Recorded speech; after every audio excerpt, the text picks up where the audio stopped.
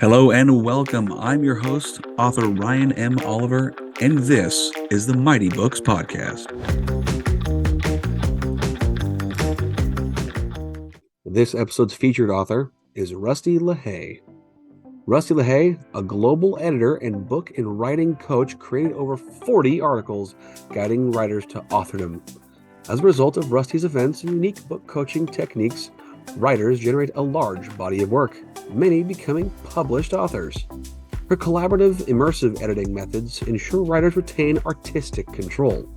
Using an empathetic, heart-centered approach, authors and novice writers increase their confidence to independently craft and tweak their writing projects. Witnessing writers find and speak in their own voice to serve the real boss, the audience, not the editor, is one of Rusti's greatest joys. She offers bi-monthly online writing stay treats and monthly lounges and teaches weekly creative writing classes. Her primary mission is to inspire, provide value, and make writing fun and easy. Hello, everyone. Welcome back to another episode of the Mighty Books Podcast. With me today, I have Rusti Lehay. Rusti, how are you doing today? I'm doing fantastic, actually. It's not too bad outside. It's not too hot, not too cold. Yes. And where are you at right now? I am on a goat and chicken farm of my sister and brother-in-law's outside of Edmonton, Alberta. Oh man, up there in Canada, I love it.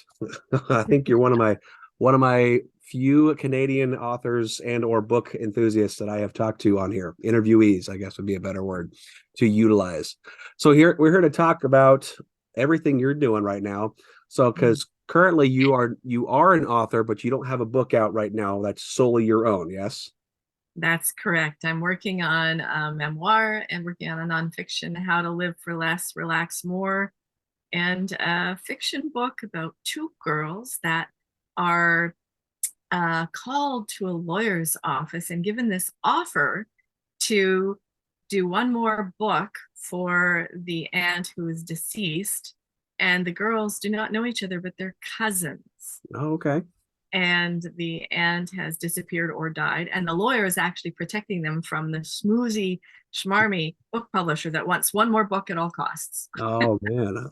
All right. Well, that sounds exciting. Now, when Yeah. when are those looking to be, arriving on our doorstep?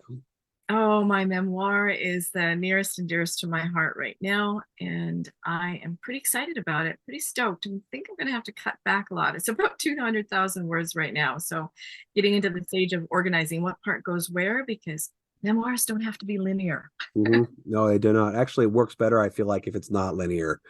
because otherwise it's just kind of a historical textbook. Yeah, Yeah, to some exactly. degree. Now, because you've been on, so from what I've gathered is you did some anthologies and poetry. Is that correct? Yes, I've been in two poetry anthologies and several literary journals for, one-offs or two-offs. In fact, if there's anybody out there that writes speculative fiction, On Spec is a magazine in Edmonton, Alberta, and it's known worldwide as speculative fiction. And they took two of my speculative poems one time, and they pay well, and they're quite recognized. And that's actually how some big authors have made their way and been recognized by publishers, because what happens in the Canadian literary journal scene is that they all submit some of the best writing to the Journey Prize anthology. And then the Journey Prize anthology puts them all in and picks one winner who wins 10,000 then. And each year you can find out who the winner was last year. Always try to pick them, and I've not been successful yet, because what I think is good, maybe.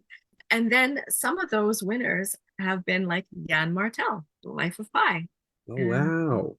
yeah, it's incredible. So don't underestimate how literary journals submitting to those excerpts of your books in progress or poetry can get you some traction with publishers.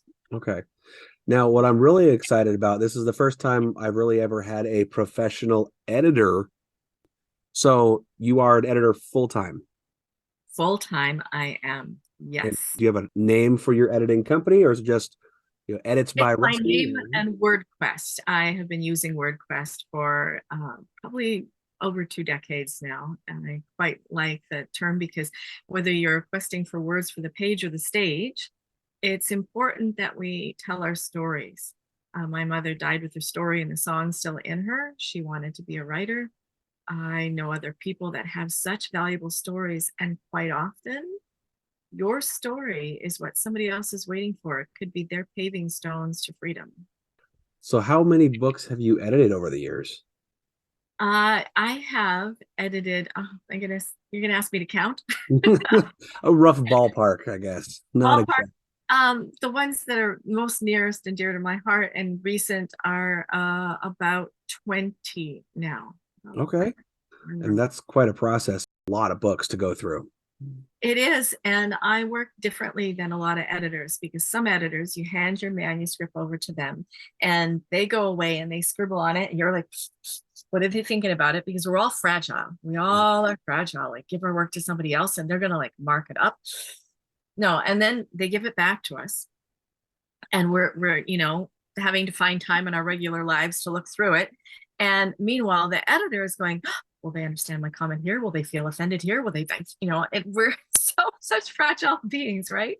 So what I do is I do a sample edit with someone to see if I can be almost as passionate about their material as they are, to also see how much work is required for their project, and to see if they feel like they're a good fit with me, because I teach people in that first session how to hire and fire an editor, because not every editor is right for every writer. Right. Heather Robertson said, writers are only as good as their editors, and vice versa. It's like a marriage, and we want to find the win-win. So I always ask, what is your strategic objective? Because then I can tailor my editing to what your strategic objective is. I'm working with an author right now that he was thinking about calling his book The Miserable Millionaire, From American Dream to Trainwreck. And now he's calling it The Fulfilled Millionaire. Yes, you can have it all, riches and happiness type thing. So he's interesting. We've been working on it for about a year, because now he's got a publicist that's doing another, edit. And it's kind of strange to be working collaboratively. But then once we had a few sessions, we thought, okay, you do this part, I'll do this part, then we'll come together and we'll discuss it. So instead of like too many cooks in the kitchen, we're really collaborating on his project and fine-tuning it, because he went through so much pain before he realized how he needed to have his spiritual, mental, emotional, and financial all in order to be able to stay fulfilled and have joy and have wealth, as opposed to riches and happiness. Happiness is fleeting, is one of his messages. And he wants it to help other people see that it's a balance, and you can't just have riches if you don't have your emotional, mental, and spiritual together. So he's awesome, and he's patient, because he wants it to do that. So that's his objective, and he's working hard at it. Then we give him assignments. He goes away and does stuff. But I work with people in person. So I'm saying, what do you want this line here to say to somebody? Because they don't think it's clear yet. And as I mentioned earlier, I've added neurolinguistics practitioner to my repertoire of skills. And lately, when one of my readers is just about done and she's using beta books, beta reader, so she can have pre-readers, one of the pre-readers made a comment that didn't make sense to the author or me. But with the neurolinguistics, go, I know, we're not meeting her way of communicating with the world. So what if we just added this little tweak to the sentence here and see how it lands with her? And it worked, because we want to be able to communicate to people, whether they're a main visual communicator, auditory, or whether they're auditory digital, or whether they're, and this is not very often for books, but the gustatory recipe books, you're communicating to gustatory people, the olfactory and gustatory. Those are main communication styles. And if we use those well and pay attention to the people that we might be leaving behind, then we're going to have a broader audience.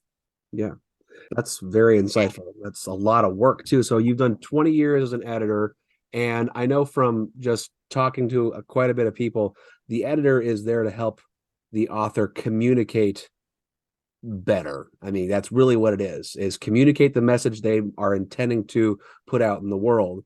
Did you have to attend any classes? Did you just trial and error? What helped you develop into with the skill set you have today?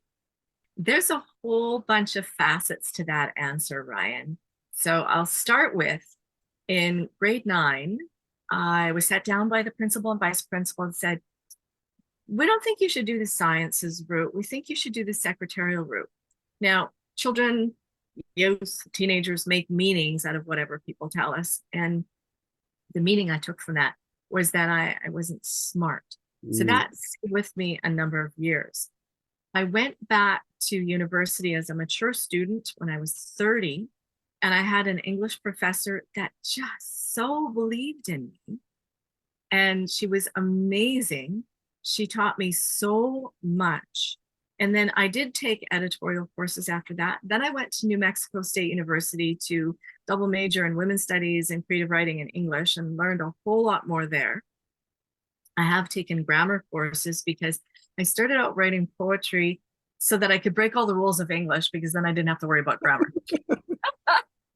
So there's my skeleton in the closet right there for everyone. The thing about grammar is that the more you practice it, the more it becomes kind of just a second sense. Yeah. I think.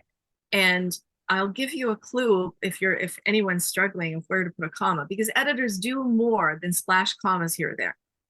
However, there's some tricks with commas. Is that if you're looking at a sentence and you're thinking, does a comma go there? Try reading the word before you want to put the comma, and the word after. And if it makes more sense, if those two words don't go together without a comma, and they do make more sense with the comma in between, that's your clue that a comma is needed there. Then start becoming a second sense of your own, which is what I love teaching people, to be able to edit and do a lot more of their own. One of my authors that wanted to work with me and one of my other editors at the same time, because we do that, we tag team, because we bring different skills to the table. She said, you both have taught me so much about writing. I feel so much more confident now, because when you have a book out there, you need to do your blogs, you need to do your social media posts. And if you're submitting a query letter to a publisher or an agent, every time they see an error in the query letter in a short piece, they're wondering how many errors are in your longer piece. And that opens up a new question in their brain. Do I really want to look at their manuscript? So being able to catch some of those little things, I love teaching people how to fish so that they can, fish, edit, do a lot of their own. I love a good editor who knows how to not only do the job of editing and communicate, helping them communicate, but to teach the author how to improve their own manner of communication. My grammar handout actually shows what the wrong way is about a lot of common mistakes, what the right way is, and then actually gives them, I guess you could use meme, a verbal meme, memorable way of keeping that knowledge for yourself, so that it's not something that you always have to go back to the grammar handout, but it's something that you can, like time for then and then, where comparison has an A in it. So then you want the A in then. And with time, when the then you need it to be the time, then you want the E, and time has an E. Yep. There's so many small rules that at some point you just have to kind of, as the author, because you got to get the story down. As you know, you write too. Yes. You just sometimes have to go and just make the mistakes, knowing full well that you have a trustworthy and professional editor to help you catch all the errors you've made. Exactly. All the errors. You just said all the errors. Have you ever read a book that you haven't discovered an error in? No. Many So, errors as possible. Yeah, as few as possible is what you want, for sure. I work with an InDesigner who's just brilliant, absolutely brilliant. She's done 90% of the covers on my website, where you can go to my website and see all the book covers of the recent authors I've worked with. And she's done 90% of them. She's absolutely amazing.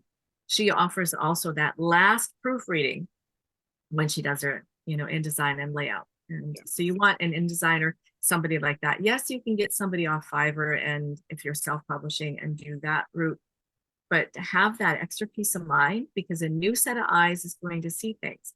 Because what happens when we do our own writing is that we know what we want to say, and it's in here, and it will land on the page. And yes, we got to get it down. Like you said, trust your first draft. That first draft is meant to land on the page. Editing can come later. Get it down. But that new set of eyes that is not familiar with the material and is not reading it for the story they already know will see those few things that you and your editor may have missed. Yes. just like with I work in safety and in the industrial world for a long time, and I would always tell the new people, and I still do because I process the brand new folks coming through, and I said, you guys are brand new, you guys have fresh eyes. We have been doing the same thing over and over for years, for decades. You see something, a process that is maybe antiquated, maybe we can do it better, safer, bring it up. That's the best way for us to know is you are the fresh, you came off the street, you have no idea what this process is about. Right there, that gives you a whole unique perspective, and it's only going to benefit. And even if you bring it up and you're wrong because we can't do one thing or another, you at least brought it up to their attention, going, maybe we need to go through again and just check a couple more times for just for clarity's sake. I know exactly what you're talking about because I am an Enneagram 6, which is one of the little monikers they say for that personality type is the worst case scenario. I see things before they're about to happen. And I notice, my sister has her glasses where somebody could step on them or sit on them. It's like, oh, you got to pick those up. We observe things and see ways to avoid things. And my son certainly picked up a lot on that because he goes overkill to make sure that there's no accident prevented. But it's good. It's good. Now, with your editing, do you do one project at a time? Do you do multiple? I do multiple, and I have a rule though about that is that if two people are working on fantasy, then one will need to go on a waiting list because they won't work with the same genre at the same time to not get the voices mixed up. Because as we're working together, I am working at getting my voice in tune with theirs so that it stays in flow with, because they had their experience. Nobody else can write their experience. Nobody else can do what you do the way you do it. So nobody else can tell your story the way you're meant to tell it. And so some editors that can be heavy-handed and say, we got to follow the grammar rules here, can actually interrupt that flow of the download or the content or the way that you've lived your life. There are times to break the rules. So in order to have my voice kind of meld and metamorph, and that's another aspect of my Enneagram personality, is we're chameleon. We can really blend and merge, sometimes at the expense of our own, needs and agenda. But that's where authors tell me, like, I wanted to say it that way, but I just couldn't get it out that way. How did you do that? I am empathic, and I work very hard and consciously to be able to know what they want to do and how they want to do it, how they want it to land on the page, which comes with those early interview questions and a sample edit of what are their strategic objectives? What do they want this book to do? How do they want people to feel after they read it? Yeah. What do they want people to do after they read it? Those are all really important parts of where I can then start getting into the flow of what they're writing, what they want it to do for them. Wow, that's a very valuable skill to have and to offer to clients. Very valuable. Now, do you work, so when you do work with an author, is it in person? Is it doing a Zoom meeting? Is it via email? How do you, I can see, being an empathic person like yourself, it'd be a lot harder to get their emotion or how they operate just by a toneless email. Yeah, it's not email. No. Okay. I've worked when I first started developing this way of editing was unique. The publisher for a newspaper that I write for regularly, her mother was searching for an editor and said, can I introduce you? And I said, absolutely, you can. And when I was talking with her, I was very passionate about the material she was working with in her memoir. And I said, I don't want to edit unless we can do it in person and come together. Like, could you stay at your daughter's? Could you take a week off? I'll take and clear my schedule of everything else that's got going on so that, because she was from out of town, but her daughter happened to live only 10 blocks away. So she came in, lived with her daughter that week, would come to my house every morning at 8 o'clock. She'd sit on the couch. I'd sit in my IKEA chair with my laptop, and we'd play meditative music on the side. And she would work in the Google Doc. I would work in the Google Doc about 10 pages ahead of her. I'd put comments in and go, how about this? And once I put a comment in, you've already used this part here. And she said, no, I didn't. I said, yeah, I did. Yes, you did. And I also have what is almost photographic memory, not quite, but for if I've just looked at a map or I've just looked at a recipe, I can tell you exactly how to go there, exactly how to make the recipe. And when I'm working with an author, I'll remember you've used this before, and now we need to choose whether we're going to do a foreshadowing or whether we're going to do a callback to it and use a little bit more here, a little bit less here, or more here and just a little bit here for foreshadowing. Because it was a powerful, powerful part about where her mother, who was not very warm and emotional, when the author's son died of a brain aneurysm at 14, just after he'd asked, Mom, I'm never going to know what love is like. I'm never going to be able to be intimate with a girl. He kind of knew something, like, you know, children sometimes have that sixth sense. Yeah. And she was just so brokenhearted. And her mother was not any kind of emotional support, but she's going to make me cry. She came around the corner to find her mother ironing the suit that her son was going to be buried in. Oh my goodness. It's so powerful. And so we could use it twice, but we couldn't use it exactly the same twice. I work in person when they're close enough, but we work in a shared Google Doc, online, in a Zoom where I'm reading to them. Sometimes I'll have them read it to me, but they get to hear it when I'm reading it to them. And here, I'll just toot my horn a little bit. I'm an exceptional vocal reader, performer. I have been told that several times, and it's just so fun to read their content and have them experience it as a listener. Yeah. And we can hear bits and pieces that are not quite on or spot on, and we can then go and change it in the moment and work together. So that's how it started, because I didn't want to do that process that I'd had with other people where I work on it and they're waiting for it, and then I give it back to them, and then they have to fit in their schedule or they're going over it.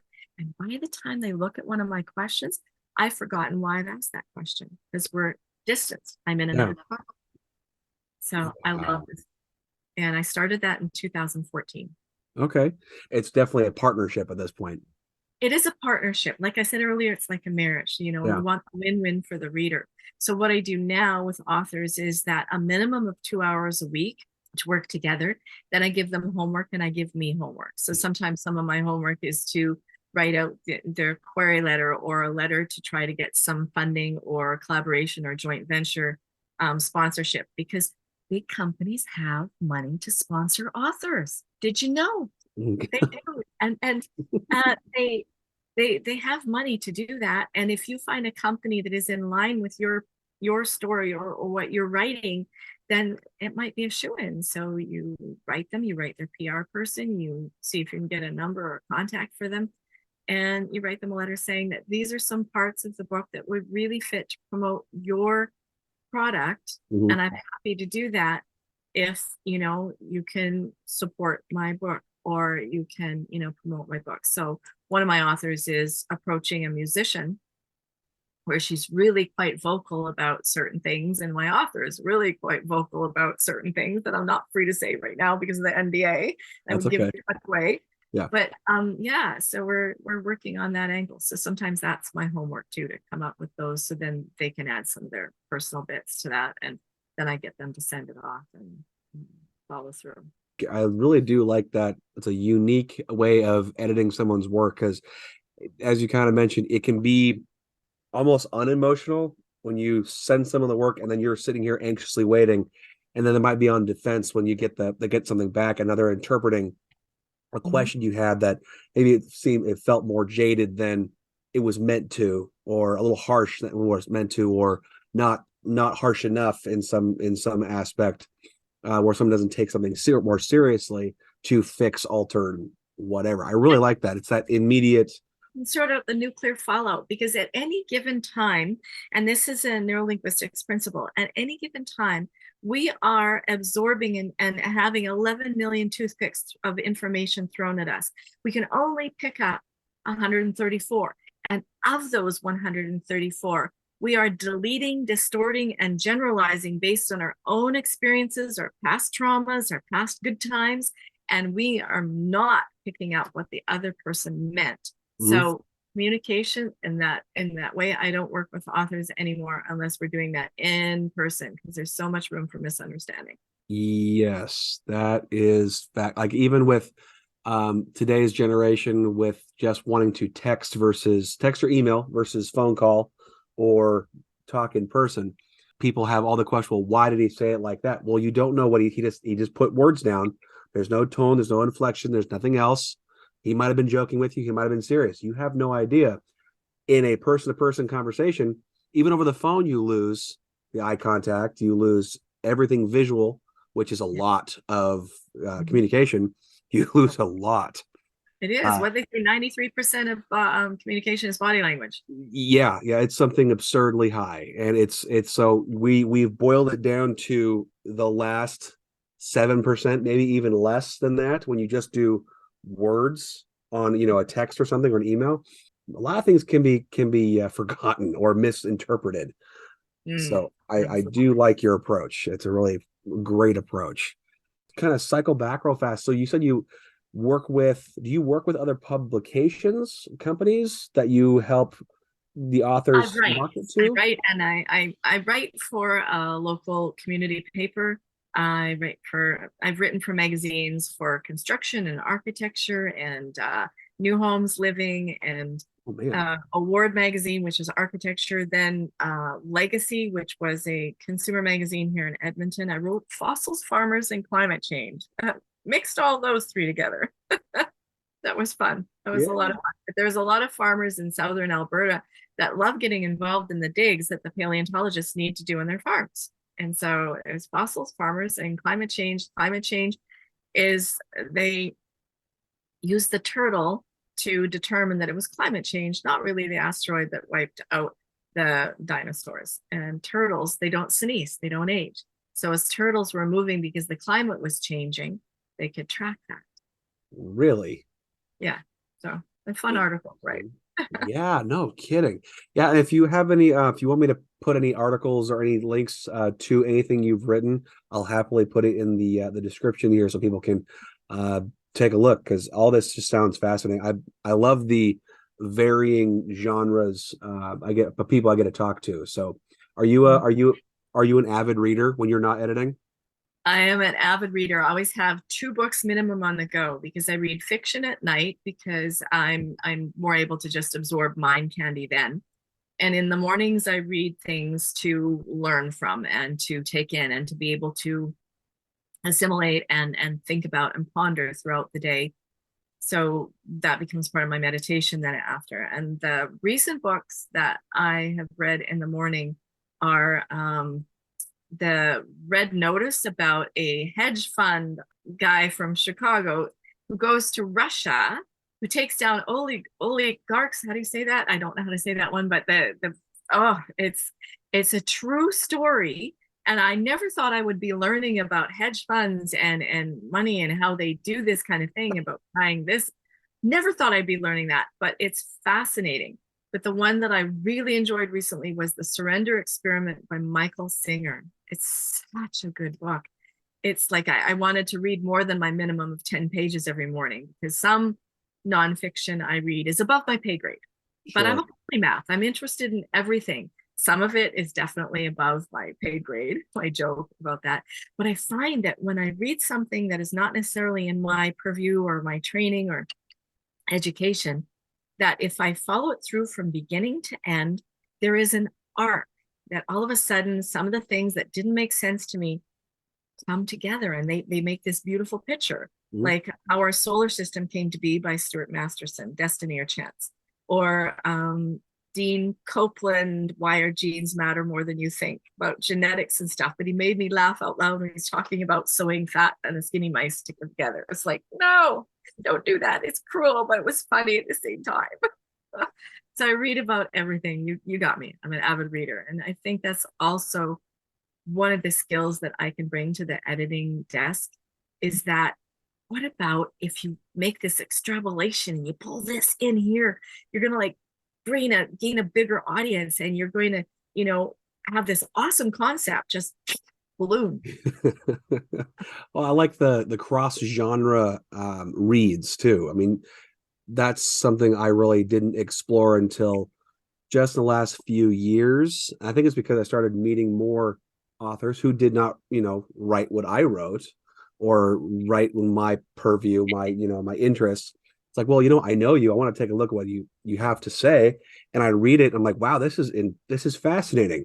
And so when you break out of that mold you're normally set in, you find that there's just so much more out there than you ever could believe. And then it's really cool because it when you go back to writing, it kind of rounds out everything really nice, and you kind of get a better sense of how the world works.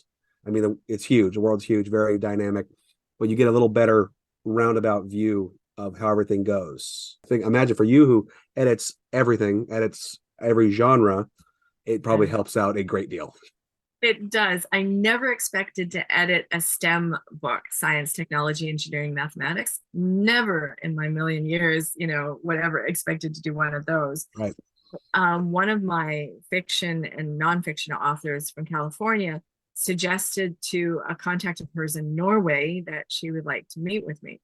So we met, and she is in the engineering field. She's a consultant for big companies. She'd probably be somebody that you might like to talk to about safety in your line of work. Yeah. She goes in and helps people streamline their processes, and her book is navigating the digital shift. So that companies can make it through these changes that the digital world has brought on. And so we did a sample editing session. She loved working with me. She ended up being one of my top favorite authors.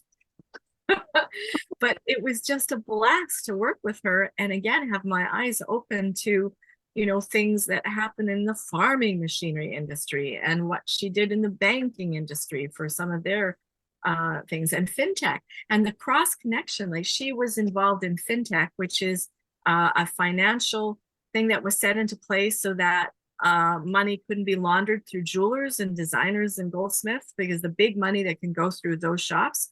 So I was actually, long before I worked with her in her novel, and I mean her book, and knew anything about her, I had done some of the policies and procedures for some jewelers in Edmonton that they had to put in place so that they would be in line with anti-fraud and anti-money laundering. The connections, right? That's hilarious. That's so funny. Just where, the people you meet and the information you learn just from, books and the stories they tell and the people who write them. It's a really cool, just kind of the web, networking web, and what you experience through your work is pretty cool. So, I mean, it's the best. I mean, when you love what you do, you never work a day in your life. that's a fact. That's a fact. Yeah. And like I said, it sounds very similar to, kind of like doing this, talking with people, getting to connect on a different level. And it's just really fun to watch them tell about where they came from and then where they're going. And you can see that excitement, and you can get excited for them and then help them promote themselves later. It's just all around. It's super fun to do. I love the whole process. So now you're writing a memoir right now. I want to kind of circle around on that. What drove you to write a memoir?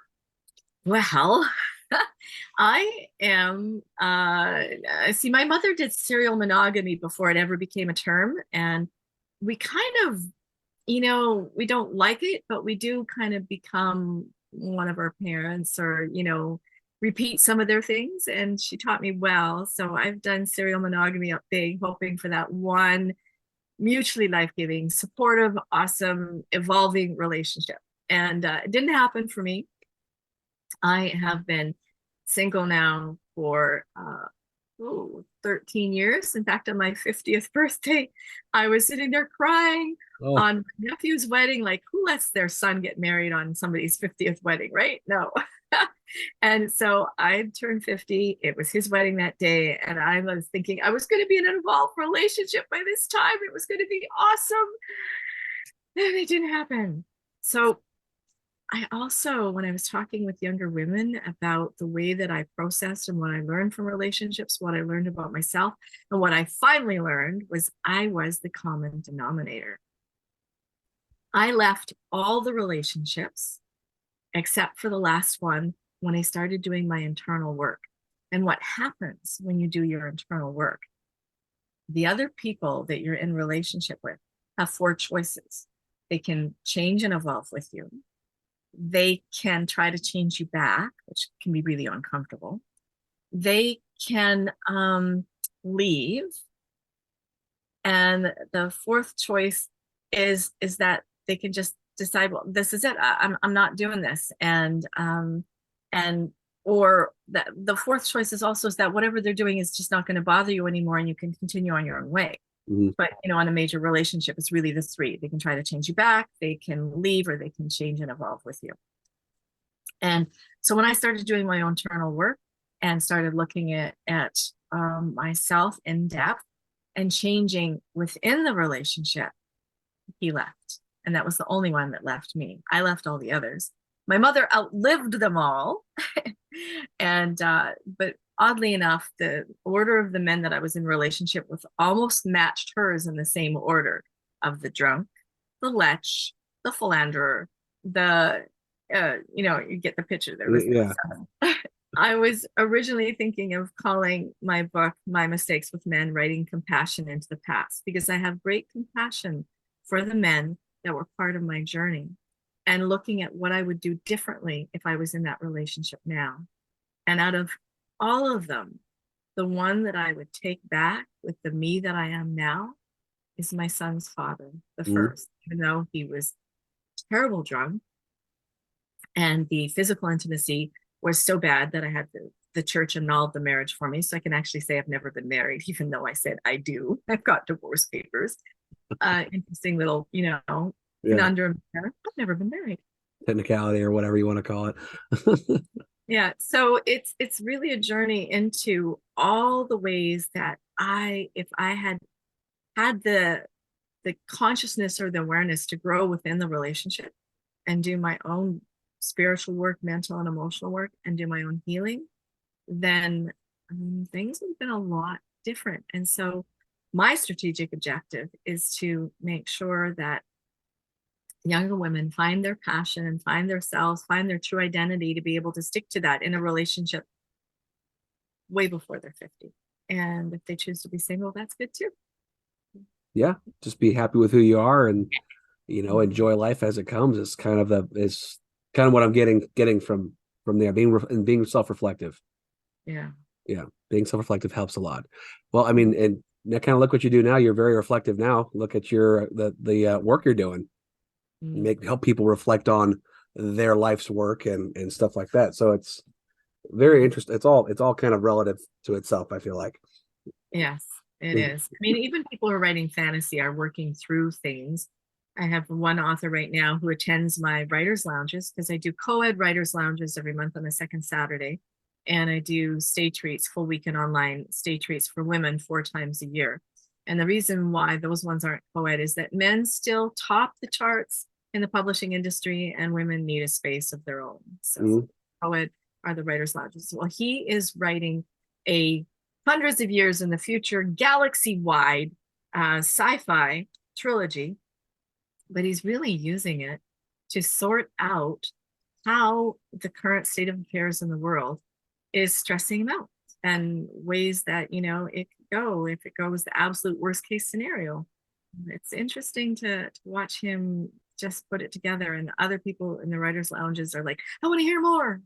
So I say, okay, some of you can be hosts now. I'm done. You guys can stay. He's happy to go read some more of his work in progress, but he's pretty excited about it. And he's just reaching the end of his the first novel. So some people get their writing done in my events as well. Oh, cool. Yeah. And for this one, Cupid is a Bastard by Ambika Devi. Yeah. She wrote and published 2 books during the first 2 years of my online stay treats. Wow. And this is one of them.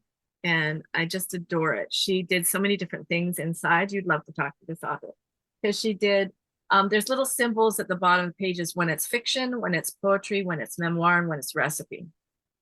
Oh, cool.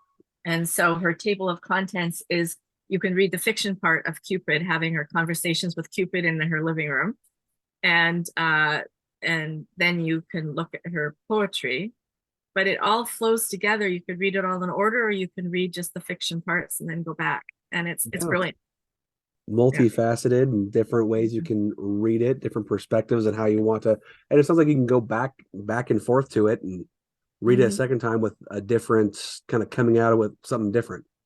Absolutely. It's like 3 books in one, and some of the recipes are just like, you gotta try them. You gotta try 'em. Well, I like food, so I mean that's great. Yeah, I'm a food, so For your retreats and all your editing stuff, you said you made the point men still kind of dominate the publishing. there are more men published in a larger percentage than women. So the Stage Read full weekends are for women only to give them that space. And then the writers' lounges are co-ed. Okay. I'm finding a lot of female authors are coming out of the woodworks. I think I just did a count the other day. I'm nearing 50 people interviewed now, which is just mind-boggling. And I would say 2/3 are women. That's awesome. 2/3. Kudos to you too. Yeah, that's It's great. it's cool. It's like I was kind of a random thought, like how many have I done? And I kind of started counting. Like the first year I did this, it was darn near even. And then this year has just been, I've had months where just every week has been a woman. So it's been pretty cool. Awesome. Yeah. It's all super interesting stuff too. It's Very again a nice. lot of different genres I never thought I would ever pick up and read and look at, but now I'm like, why not? So I'm reading a lot more female authors these I days. like it. Yeah, I think it's pretty cool. So different perspective, different and different emphasis on certain aspects of the stories, which is just kind of fun to read and get different perspectives for. So you're also a coach too. That's exactly right. A few of the authors that I've worked at, I keep them on a schedule. And what I do to actually motivate them, because I'm flexible, they sometimes need to be flexible, whatever, but I say, so if you meet this deadline of this many chapters with this many words done by this time, then you get a discount on the end product or whatever, because I never have authors pay all at once. I actually tell authors, run. If somebody wants you to pay all at once, run, because yes, there's a kill fee, a reasonable kill fee. If you decide to end the project, that's part of my contract. Then, if I put some work in and it's not paid up to date, then we decide a reasonable kill fee that's calculated. There's a calculation for that. So I tell some of the authors I'm coaching with their packages, like, so, with your last installment, if you finish by this time, you're going to get a discount, so Mhm. then they can get a discount for that. And that keeps them on schedule. But, money's motivating, right? Yeah, it does help. So when you're coaching clients, do they also become your editing clients too? Quite often they do, Okay. quite often. And then sometimes they will then go for a different editor, depending on whether or not we feel we're a mix that way, because sometimes the coaching is just separate and then the editing, and I have other people to suggest them to as well. Okay. And something I was always wondering with as an editor, you're looking at one project or several projects in your case, which is mind-boggling to me. I can barely keep track on one thing at a time. So kudos to you there. Do you like have work with an assistant or a second editor that works with you under you to kind of be just an extra pair of eyes? I do. There are a few that I can call upon to do that. Like I said, the designer, she also offers the proofreading. Oh, that's right. And then I have a ghostwriter who is an excellent interviewer, been a life coach for over 35 years. I have an editor that is a midwife, and she is amazing, very particular. And it was perfect because when I edited Anne Bridges' book, Hypnobirthing, she was a nurse that was so afraid of pain but wanted to have children. She learned about people that could have surgery without anesthetic just with hypnosis. And so she learned hypnotherapy. She did Wow. hypnotherapy on herself and manifestation so she could have childbirth without pain. And then she wrote a book about that and how she coaches other people. When I had her book, then the second edit, I had the midwife editor come in. So I have different editors with different skill sets. And it was so good to have her because she caught scientific mistakes in the book. That's what I want to know too, because if you're working with something that's very fact based Mhm. and it takes some expertise, Yes. calling in, an extra person who knows that industry, it seems to me almost you have to do that, a necessity. Mhm. Yeah. Yeah, I know. When there were things that I wasn't sure about with the author that was doing the engineering, I said, do check this out with colleagues. Do check this out, this part here. And then we would go over something until she was positive it was okay. And I said, okay, I know the grammar's okay now. You want to check something there. And there wasn't much because she knew her material inside out, and it wasn't, critical. But when the midwife was going through this woman's book, and it was really quite sad that this woman had paid big money to a hybrid publisher, and before she signed off on it, that saying that it was ready and she was done, she gave it to her sister to read, and her sister said, "You need an editor." Oh no. And we Ugh, found so many mistakes, not to mention all the scientific ones that then my midwife backup editor found. yeah. And so we did a sample session, and she said, "Yeah, I need you." Okay, And so that's good that you that's really good. You have that support system, and oh my, you need to. The books are such huge projects, yeah. huge projects. You need more eyes. You need more eyes, more Yeah, and eyes, and that's more one brains. thing about the digital products too, because I was organizing the Get Publishing Communications Conference a number of years here in Edmonton, and we were always sold out. It was really great. We had two people on a panel one time, one a traditional publisher that wants the print copy, and one that was the online ebooks. And they argued back and forth, but the traditional is like, you're done, it's printed, and yeah, if there's a few mistakes, there are. But the e-publisher said, but you can go in and you can tweak it and you can just change it so easily. And so they're arguing back and forth. So there's merits to both. There are trying. I feel like trying to kind of hit that middle ground with both physical and digital is just kind of where it's progressed these days, because you still have a great deal of people who love the physical book, and they are the other people who really love the digital book. And it's, why not cater to both if you can, and Yeah, not sacrificing product quality. exactly. So Mhm. that's the big one for me. So something that it's so daunting, especially for new authors, and I still get questions from people who are looking to write and looking to publish, and editing is always huge, huge. What would you say is some advice you'd give a brand new author, when they say, "Hey, how do I vet a editor to make sure they're actually worth their salt and don't get There are scammed?" a couple of things for sure. That's a great question, Ryan. Great question. So one is, if an editor gives you a ballpark figure without even looking at your work, you don't know if they're undercharging because your work might have more need. Your content might have more editing needs. You don't know if they're overcharging because maybe you're really good Mhm. and it needs less. So stay away from that. You want them to give you also a sample edit to see if you're a good mix, a good fit. And if they're, if they ride roughshod over you with wanting to change something here and there. And also what that sample session does is it lets the editor then quote you fairly. So some editors will give away that sample session for free. I used to do that, but I do not do it anymore because I give away so much value during that sample edit of 10 pages or an hour. I'm saying, oh, this is what you could do for marketing, or you could partner here, or you could do this here, or wow, this is fantastic. Have you looked at this to bring this in? And that just, my brain is just turns on when I'm working with someone. So you want to see if you're a good fit with the editor, if they're passionate about your material, if they're going to quote you fairly for what the work is there. Because you'll have a sense, wow, I didn't really need that much work in that sample edit. I'm better than I thought. Right. Or they can also send you away, and they can send you away like with my grammar handout, and say, go and tweak some of these things and fix some of these things so that there's less work to do, so we can really work on the developmental and structural editing. So now, if people who are listening in right now want to get a hold of you and hear more about you, maybe even hire you as an editor for their upcoming, next great American novel or Canadian novel, how can they get a hold of you? It's really simple. It's my name, Lehay, Rusti Lehay .info. I'm Rusti Lehay on Instagram. I'm Rusti Lehay on LinkedIn. And for some reason, because Facebook was this unknown when I did it years and years and years ago, it's Rusti Lee. It's part of my middle name. So, but I am Rusti Lehay .info for website, Rusti Lehay on LinkedIn and Instagram, and easy to find. Easy. Awesome. Yeah. And how far out right now are you from taking on another client?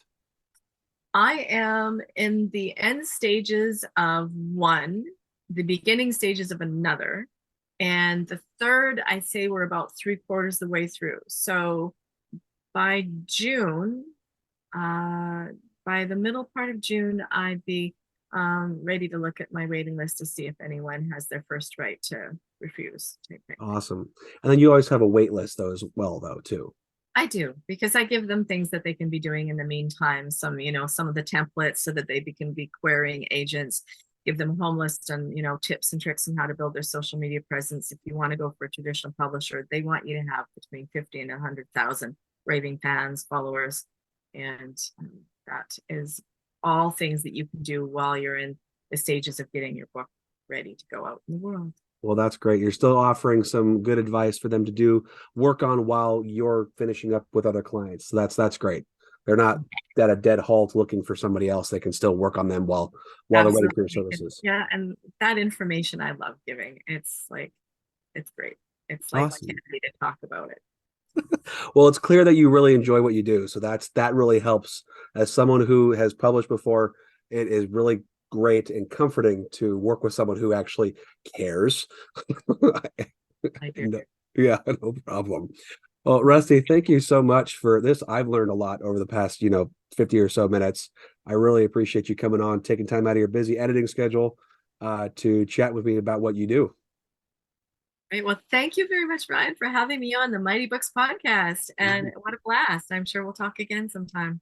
I hope so. I love reconnecting with people. And then when your book comes out and it's, a raving success, heck, even before that, I'd love to chat with you again about it and go over some more great memoir tips and whatnot that you're putting out there to the world, and fiction works as well. I'm happy to do a second interview with you when you are ready for it. Thank you so much. Yeah, my absolute pleasure. Well, everyone, I really hope you enjoy this. Absolutely awesome conversation. It's definitely nice to hear from an editor who works like crazy to put the best out for everybody. So go check her out, hit her up, ask questions. I'm sure she'd be happy to enlighten people. But from here, we had a great day. I hope you guys do too. And as always, stay mighty and keep reading. Are you an author? Do you know someone who is? If so, then message me, Ryan Oliver, at ryanmoliver.com to set up a free appointment to discuss being showcased on the Mighty Books podcast. If you enjoyed this episode, make sure to subscribe to the Mighty Books YouTube channel and share the link to this and more episodes with your friends and family. Thanks for listening. So long for now. Stay mighty and keep reading.